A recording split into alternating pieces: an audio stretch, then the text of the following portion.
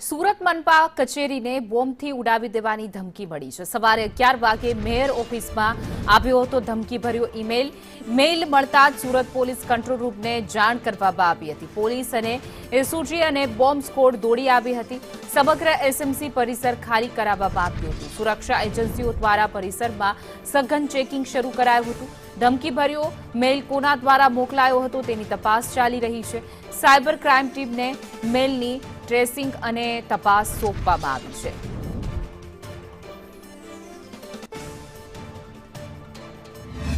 સુરતમાં સુરત મહાનગરપાલિકાની કચેરીને બોમ્બથી ઉડાવી દેવાનો મેલ મળ્યો છે। મેલ મળતાની સાથે જ પોલીસ સહિતની અન્ય એજન્સીઓ અહીં આવી પહોંચી છે। જે પ્રકારે વાત કરવામાં આવે આ મેલ કઈ રીતે મળ્યો હતો ત્યારે આપણે તેની પુષ્ટિ જે છે આપણે આઈસીપી આહિર સાહેબ પાસે જાણ્યું। સાહેબ, કયા પ્રકારનો મેલ મળ્યો હતો, કઈ રીતે જાણ કરવામાં આવી? આજરોજ સવારે 11 વાગ્યાના અરસામાં એસએમસી સુરત ખાતે મેયરશ્રીની ઓફિસમાં એક ધમકીભર્યું ઈમેલ આવેલું છે કે તમારી ઓફિસ બોમ્બથી ઉડાવી નાખશું એવું ધમકી આપી। જેના અનુસંધાનમાં અમે લોકો બીડીએસની ટીમ બોલાવીને આગળ ડોગ ઇસ્વોડને પણ ટીમ બોલાવીને એ આખી ટીમ દ્વારા બંને ટીમ દ્વારા સઘન ચેકિંગ ચાલુ છે અને આખી ઓફિસ ખાલી કરી દીધી છે। સર, આખી કચેરી ખાલી કરી દેવામાં આવી છે, અલગ અલગ આપણી ટીમો તપાસ કરી રહી છે, કોઈ વસ્તુ મળી આવી છે ખરી અત્યાર સુધી? હાલ પોલીસની તપાસમાં અને બીડીએસની તપાસમાં હાલ કોઈ એક વાંધાજનક ચીજ વસ્તુ મળી આવેલ નથી। કોઈ મેલને કઈ રીતે તપાસ કરવામાં આવી, કોણે મોકલનાર? મેલની તપાસ એવી રીતે કે મેલ ક્યાંથી આવ્યો છે, કોણે મોકલે, એનું ઉદ્દેશ્ય શું છે, એના માટે પોલીસ અત્યારે ટીમ લાગેલી છે અત્યારે। બિલકુલ, હાલ તો જે છે તપાસ સમગ્ર કચેરીમાં કરવામાં આવી રહી છે। સવારે જે છે મેયરની જે ઓફિસ છે તેમના કોમ્પ્યુટરમાં આ પ્રકારનો મેલ મળ્યો હતો અને મેલ મળતાની સાથે જ પોલીસ સહિતની કાફલો અહીં આવી પહોંચ્યો હતો અને તેમના દ્વારા જ જે છે અલગ અલગ જે છે એસઓજી, ડીસીબી અને ક્રાઇમ બ્રાન્ચની ટીમો અહીં આવી પહોંચી હતી। તેમના દ્વારા તપાસ શરૂ કરવામાં આવી હતી। બીજી રીતે વાત કરવામાં આવે ત્યારે અહીં જે કચેરીએ આખી ખાલી કરી દેવામાં આવી હતી અને હાલ પણ જે છે કચેરીમાં જે છે અલગ અલગ એજન્સીઓ અને બીડીડીએસની ટીમ દ્વારા અહીં તપાસ કરવામાં આવી રહી છે।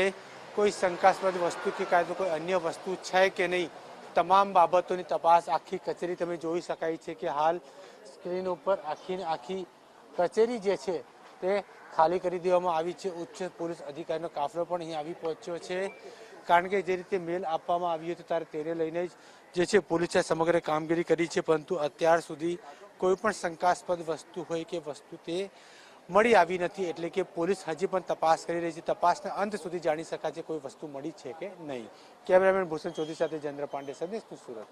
સુરત મહાનગરપાલિકાની કચેરીને બોમ્બથી ઉડાવી દેવાનો મેલ મળ્યો છે। તો મેલ મળતાની સાથે જ સુરત પોલીસ સહિત સ્થાનિક પોલીસ, સુરત એસઓજી, ડીસીબી અને અલગ અલગ ટીમો અને બીડીડીએસની ટીમો અહીં આવી પહોંચી છે। જોઈ શકાય છે કે પાછળ ડિટેક્ટિવ મશીન દ્વારા જે છે બીડીડીએસની ટીમ દ્વારા તપાસ શરૂ કરવામાં આવી છે। આ કચેરી ખૂબ જ મોટા ક્ષેત્રફળમાં આવી છે ત્યારે તેની તપાસ શરૂ કરવામાં આવી છે।